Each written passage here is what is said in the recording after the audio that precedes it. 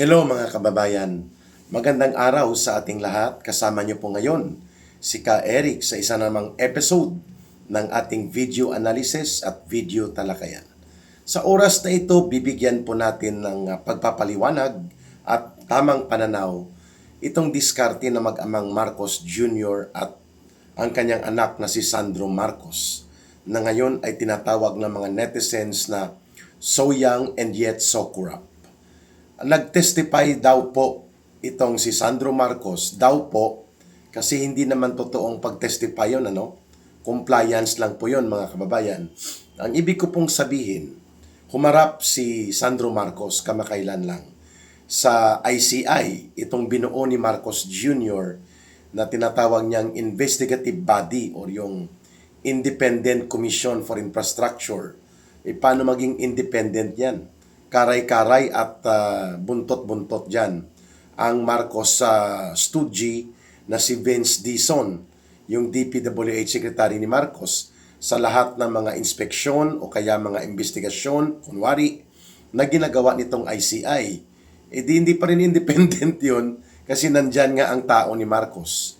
At itong si Vince Dizon, nandyan yung mga staff nila, nandyan yung taga-DOJ, paano maging independent yan? Bahagi ng sistema ng mga kalakaran ni Marcos yung nagpapalakad dito at si Marcos halos ang nakikialam kung ano at sino ang ipapatawag dyan at ano ang ilalabas ng ICI. Kaya itong kulukoy na si Charis Marcos, kasi pero mas Charis pa si Marcos mas Charis pa si Charis Pimpingco o mas Charis pa kay Charis Pimpingco, itong si Sandro Marcos kung ipaghahambing mo silang dalawa, Pero yan po ay mga biruan lang ng ating mga netizens.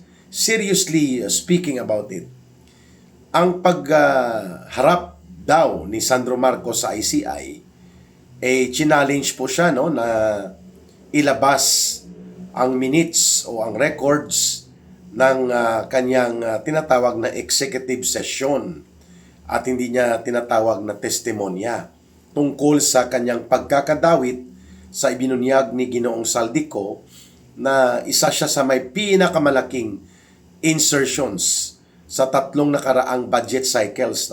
Umaabot sa mga 56 billion pesos ang mga insertions na ginawa ni Sandro Marcos.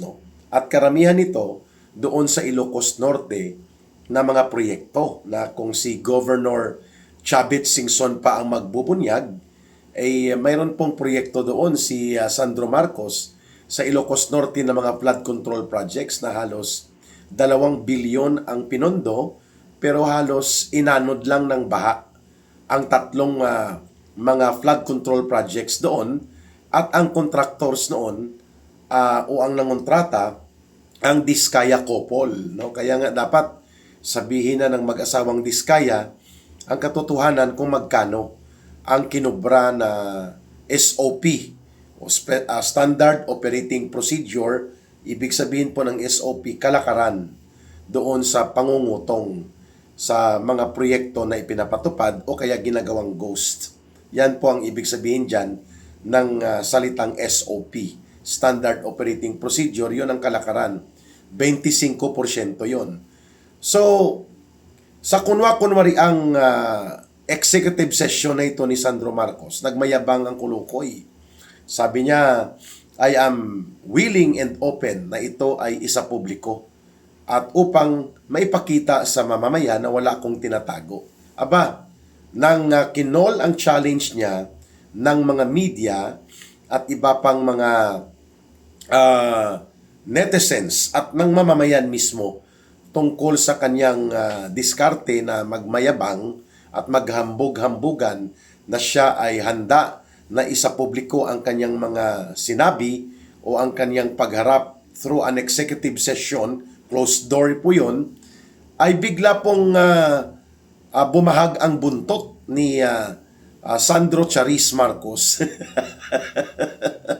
At sabi niya, hindi na niya pinapayagan na isa publiko pa ang kanyang executive session sa harap ng ICI. Aba, ibig sabihin po, may tinatago. Yun lang naman ang simple niyan eh.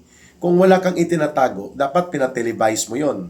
Dapat ibinunyag mo yon at sinagot mo ang mga issue. Tatlo yun eh. Una, ang binabanggit ni Ginoong Saldico, saan mo dinala ang napakaraming insertions mo?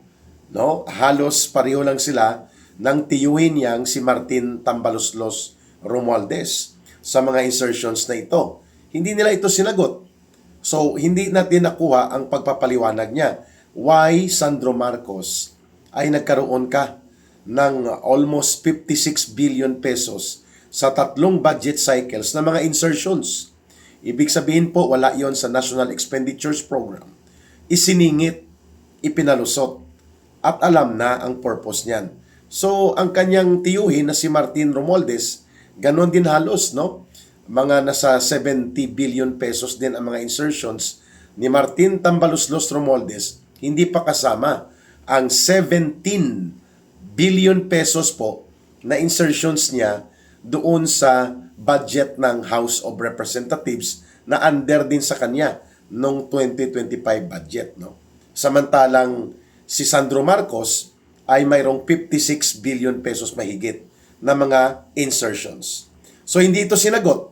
Pangalawa, itinuturo siya ni Governor Chavit Singson na marami sila ng tatay niya at siya, si Marcos Jr. at si Sandro Marcos, ng mga insertions at mga proyektong kung hindi man house show o gawang siopaw ay ghost projects na pinagkakitaan nila na mag-ama sa Ilocos Norte.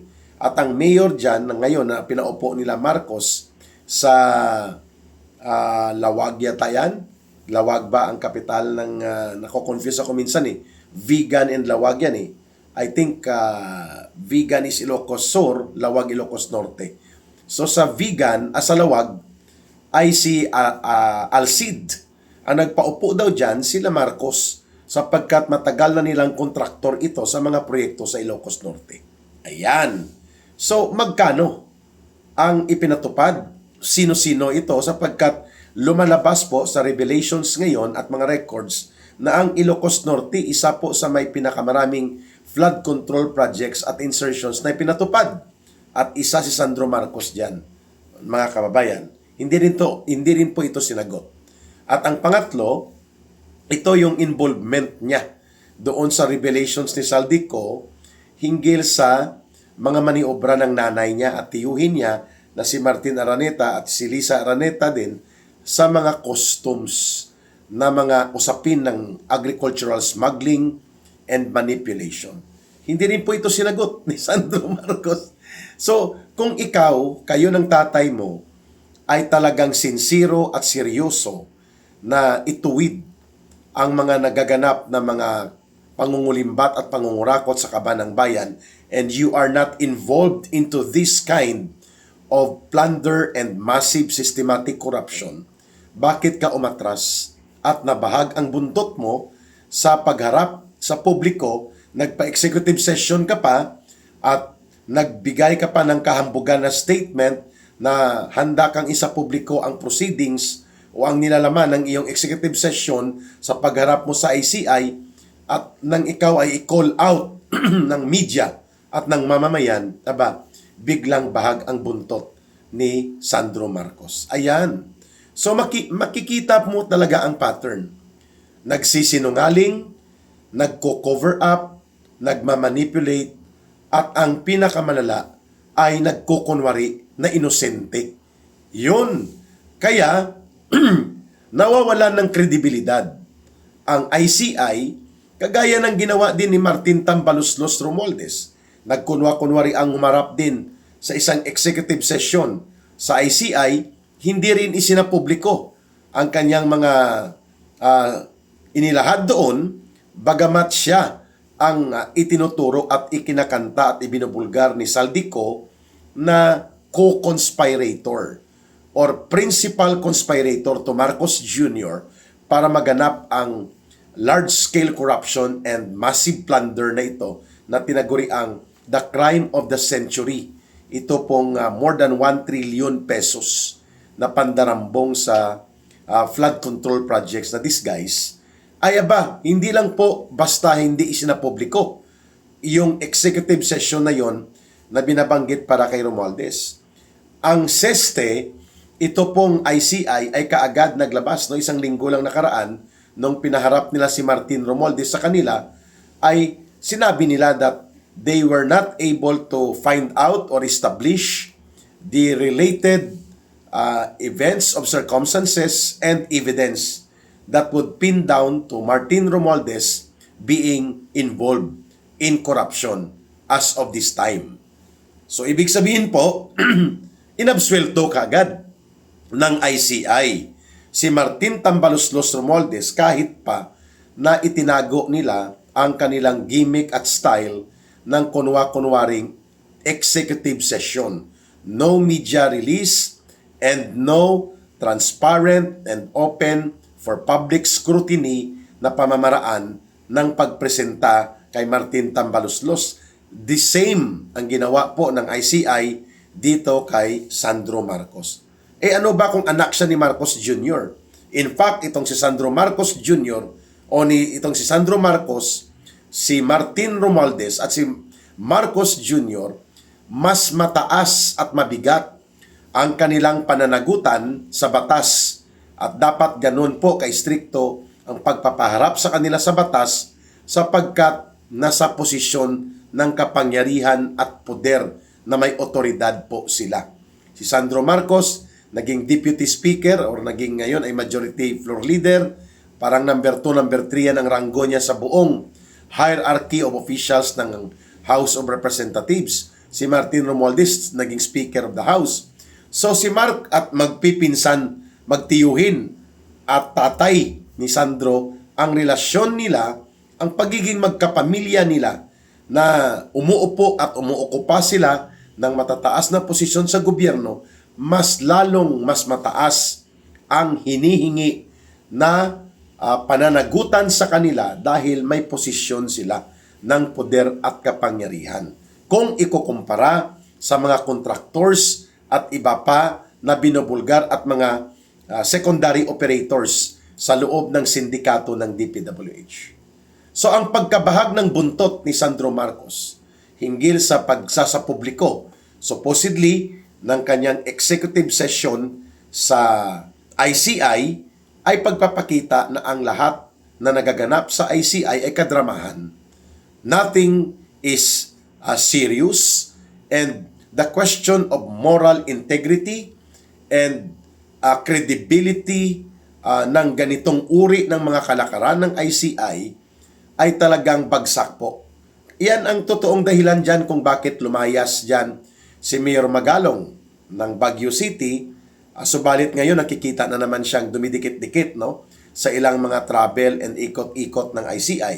Yan din po ang dahilan kung bakit umalis dyan si dating DPWH Secretary Babe Singson at may iba pang aalis sapagkat ang ICI ay isang malaking teatro ng kadramahan. The ICI is a big theater of drama and antics of publicity gimmick, at the same time cover-up operations as well as manipulation ng public opinion at ng mga kaganapan related sa seryosong krimen ng malawakang pandarambong at pangungurakot ni Marcos at nila Romualdez at ng kanilang pamilya. Yun po ang gustong pagtakpan at yun ang gustong i-manipulate ng ICI. Kaya, expected na itong kolokoy na si Sandro Charis Marcos ay bumahag ang buntot sapagkat sangkot at mayroon pong katotohanan ang binabanggit at binubulgar ni Ginoong Saldico laban sa kanya, sa kanyang tatay, sa kanyang nanay, sa kanyang tiyuhin na kapatid ni Lisa Araneta at even dito kay Martin Tambaloslos na tiyuhin niya rin. At sabi pa nga ni Congressman Jing Paras, no, yang si Sandro Marcos, nag-training niya na taga-timpla ng kape sa opisina ni Martin Romualdez dati, nang wala pa sila sa poder, si Marcos, no? Pero nang si Marcos na ang naging presidente, biglang naging kongresista itong kulukoy na si Sandro Marcos, at biglang naging deputy speaker o naging majority floor leader pa nga itong Kulukoy na ito. Na alam natin ang only qualification niya ay dahil binitbit siya ng tatay niyang kurakot at bulok na si Marcos at nang tiyuhin niya. So ngayon, nagmayabang siya doon sa ICI executive session na willing siyang ilabas, wala naman palang binatbat, no? Pag may dahilan, pag ayaw may dahilan yan eh. Pag gusto may paraan. O ngayon, dahil ayaw niya, nagdadahilan siya na kailangan daw wag ma-preempt, wag ma-prejudge ang mga ginagawa ng ICI kaya hindi na niya minabuti na lamang niya na hindi na isa publiko ang kanyang diskarte ng kunwaring executive session sa ICI. Ang katotohanan po diyan na duwag. Bumahag ang buntot dahil sasabog ang iskandalo sa kanilang pagmumukha. At pangalawa dito, nagpalabas din ng statement itong Kulukoy na tatay niya na si Marcos Jr. na pinakansila na ang passport ni Saldico. At ngayon lumalabas na parang ang lahat ng mga secondary players ay titirahin na. Lubusan ng inilaglag si Ginoong Saldico, tinanggalan na siya ng pasaporte at mukhang ito na rin yata ang nangyari kay Harry Roque at limited na ang magiging travel opportunity and authority mo na makapasok sa iba't ibang mga bansa kung ikaw ay umiiwas dito sa mapangwasak at bingatibo, no, na pag-weaponize ngayon ng gobyerno ni Marcos bilang instrumento niya ang batas upang patahimikin, sikilin at supilin ang mga kalaban nila sa politika na naninindigan at nagbubulgar ng kabulukan ng gobyernong hawak ngayon ni Marcos at Romualdez. At ako nga, no, bukas, no, Friday, harap din po ako sa preliminary investigation and I will submit my counter affidavit sa kasong inciting to sedition na isinampa po ng PNP-CIDG. Hindi pa kasama dyan ang pangaharas ni Ontiveros ng pag-file niya ng cyber libel laban sa akin at iba pang mga political commentators. Nakasama ko sa kaso at pati po yung pending cases ng mga komunistang teroristang tinutulungan nila Marcos at Romualdez para iharas po kami ni Dr. Lorraine Maribadoy. Yan po ang nangyayari sa ilalim nitong gobyerno ni Marcos. Bingatibo, mapaniil at mapanupil at ginagamit bilang armas at instrumento ang batas upang supilin at lupigin ang mga naninindigan para sa pagtatanggol ng karapatan ng mamamayan sa matinong gobyerno, na karapatan ng mamamayan na walang korupsyon at hindi kurakot o bulok ang gobyerno, at karapatan ng mamamayan na hindi ninanakaw ang kanilang pundo at pinaglilingkuran sila ng tamang gobyerno. No, ang mga nagsasalita at naninindigan para dyan, kagaya nila Congressman Kiko Barsaga, tinitira, iniipit at ginigipit at hinahanapan ng butas upang lupigin at nang ikaw ay mapupwersa kang manahimik. No? Marami po kami dyan na ganyan po ang status. No? Kaya ako bukas, haharap ako sa Quezon City Prosecutor's Office na naman. Okay? So, itong pagdeklara ni Marcos na parang si Saldico lang ang punong kriminal at mastermind ng lahat ng ito, hindi po ito kapanipaniwala. This is an outright declaration ng pagtatabon-tabon. Yun na po ang sinasabi niya sa ICI. Yun na rin ang message niya sa Senate Blue Ribbon Committee. Hanggang kay Saldico lang. O bakit si Romualdez wala? At bakit wala ang sarili niya at ang anak niya? Di ba? Sa simpleng katanungan, there will be, o sa simpleng pagpapahayag, there will be no Saldico without Martin Romualdez and Marcos. And there will be no Martin Romualdez na abusado at tarantado sa poder at kapangyarihan niya kung wala si Marcos. And there will be no single centavo na pwedeng nakawin at durubuhin sa ginawang sindikato ng mga budget for 2023, 2024 at 2025 kung hindi si Marcos ang nagpipirma ng budget. Di po ba? O bakit wala siya? At bakit wala si Bunuan? Pinatakas nila yung DPWH Kulukoy secretary niya. O bakit wala din si Bersamin, si Pangandaman, si Recto? O, ito po ang mga alipores ni Marcos ay hindi po napailalim sa investigasyon. Napakalinaw po kung paano inilahad ni Saldico bilang inner circle operator ng sindikato nila Marcos at Romualdez ang operations ng krimen sa pandarambong at pangungurakot, including kay Sandro Marcos na ito, kay Martin Romualdez sa asawa ni Marcos, kay Martin Araneta, at ito ay insider's information.